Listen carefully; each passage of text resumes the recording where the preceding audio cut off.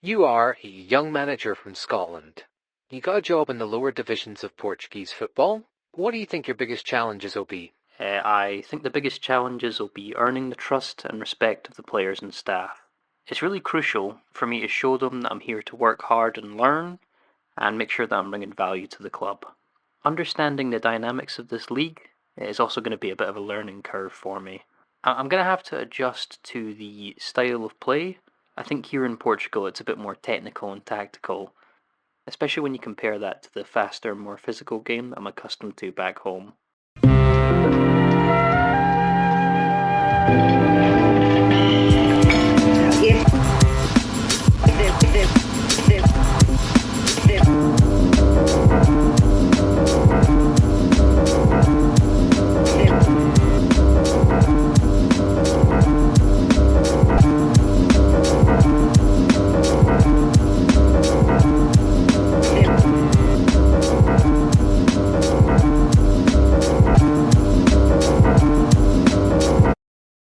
Our quest for a starting right back continues. I wanted to perform different kinds of analysis to see if we could get any other recommendations for the position, and I wanted a way for us to rate the players that we already identified in a slightly different manner. I used a custom view to allow for loading of player information into FM Data Lab's role scores analysis tool. As far as I understand, this is a tool that aims to produce player ratings within certain roles, aggregating Football Manager's more complex attribute and star rating system into a more conventional score rating for players. We also used a custom search in-game, looking at players who matched a certain number of key attributes for a position at an elite level for our division. This differed slightly from our prior search, which targeted players who matched all the key attributes for a position at a slightly lower level.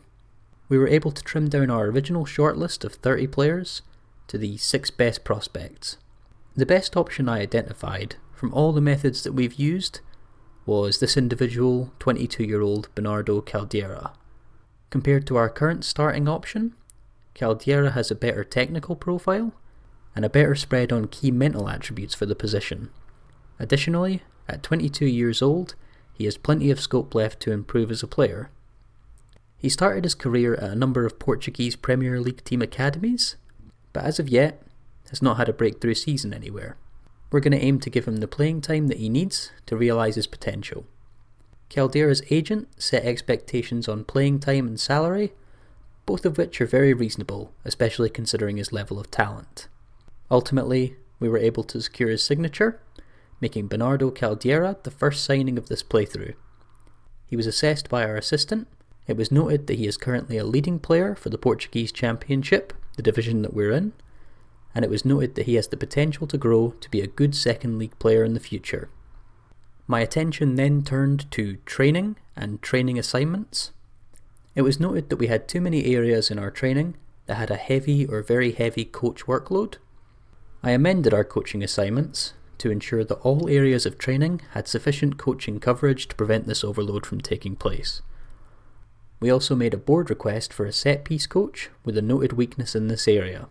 This request was ultimately granted. We currently have a 40-year-old fringe player at the club, who's also our technical director.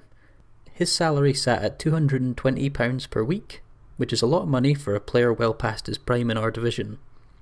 I sat down to renegotiate his contract for the rest of the season, putting him on a lower base wage and higher appearance fees. I did this realising that he's unlikely to actually play any games for us this season. This move will save us a little bit of money over the course of the season also. I've been working on our team dynamics. One of the things that I've been doing is praising and criticising player training performances as appropriate, so praising players that are putting on high quality training performances and criticising players that are kind of doing the opposite and putting on these low quality performances. I've also been making sure to praise player conduct every so often. For a club at our level, finances will be a struggle. It's expected that we may fall heavily into debt in the coming seasons. One way that we can make a good amount of money at this level is through the Portuguese Cup, where teams at all levels of Portuguese football face off. One big away fixture against a team from the top division of Portugal could change our financial position, knowing that revenue from these fixtures is shared between teams. We've drawn Despotar in the first round of the Portuguese Cup, This team currently play in the regional divisions of Portugal, and I like our odds to advance to the next round knowing that we're playing against this team. With our pre-season ending, we made sure to set up in-season training. I made use of a 6-week training rotation, with 3 weeks having a general focus on wing play, using slightly different schedules in each of these weeks. The other 3 weeks of our rotation have focuses on possession, pressing and team cohesion, which all aim to further reinforce our style of play. By default, our training was set up like this. After implementing our schedule, it looked more like this. We also made sure to make adjustments to our schedule as needed during the season. Let's take a look at how the teams performed over the first couple of games of the season.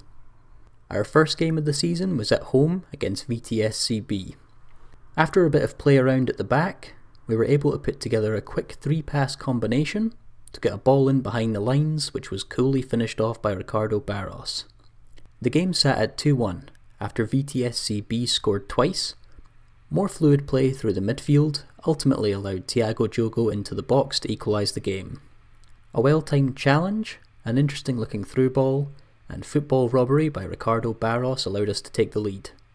A nice bit of link-up play on the wings between the wing-back and the winger allowed for Ibra Kone to coolly slot away an effort. A short throw-in and well-weighted cross allowed Pedro Silva to win a header at the back post to finish up the day's scoring. The fixture ended 5-2. We had more shots than our opposition, generated a higher expected goals total, we put up a good pass completion rate and had more of the possession. Ricardo Barros was the best performer for our team, putting up a goal and an assist in the game. For match day 2, we were away against Vila Mea. A less than ideal clearance attempt allowed Helder Castro to pick the ball up just outside the box, cut inside and nicely put away this effort to give us a 1-0 lead. We discussed our setup for set pieces in the last episode, and our work in this area paid off. As you can see, our starting centre-back Gil Diaz got himself 2 goals today off of corners. These goals brought the day's scoring to an end. Again, we had more shots than our opposition, and again we generated a higher expected goals total. We put up an excellent pass completion percentage, but actually had less possession than our opponents. Gil Diaz was obviously our top performer on the day, with his aerial prowess securing us the victory. Our third game of the season was away at Gondomar.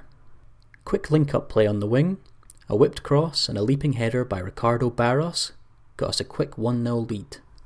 Helder Castro slotted home a penalty to regain the lead after Gondomar had equalised. He then forced an error on a dangerous cross into the box. Pedro Silva and Barros were well positioned to capitalise on a poor header from the Gondomar defence. Castro showed good fight in a scramble, opening up the opportunity for André Pacau to run into the box and put home a short-range effort, making it 4-1 to us.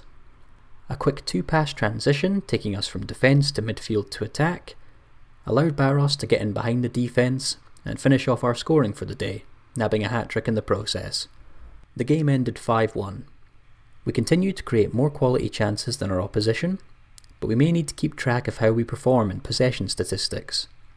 With his hat-trick, Ricardo Barros was the best player for us. The final game I'll show today was our home game against Beira-Mar. Smooth passing play from a short throw-in allowed Thiago Diogo to find the bottom corner of the net to give us the lead. An excellent run down the wing and a quick low cross from Bernardo Caldera found Ricardo Barros to increase our lead. A similarly excellent through ball from André Pacau was able to connect with Barros, who slotted away his second goal of the game. Our passing play in and around the final third gave Beira-Mar nightmares, Pedro Silva getting on the end of this drive with a nice finish. Ricardo Machado put away his first penalty of the campaign to extend our lead to 5-0. And although our opponents were able to recover 1 goal, this beautifully curved effort from Silva would end the fixture in style. The final score was 6-1. We continued to see dominance in key match stats. Ricardo Barros and Pedro Silva take joint honours as players of the match with 2 goals each. 4 matches into the season, 4 wins and 4 pretty dominant wins at that. Should this form continue, I really like the odds for the team this season. We can see that the level of performance across the team has been very high across the first few games of this season. We'll be looking to keep up the level of intensity and quality as we continue through the weeks and months ahead as a team. My mistake. I should definitely have more than 3 goalkeepers on the roster. Definitely reasonable. Everyone on my squad hates me now. I'm in trouble. This needs to be sorted out next time. Thank you very much for watching. Please like and subscribe if you enjoyed the video. I will be back soon with more of this playthrough. Thank you.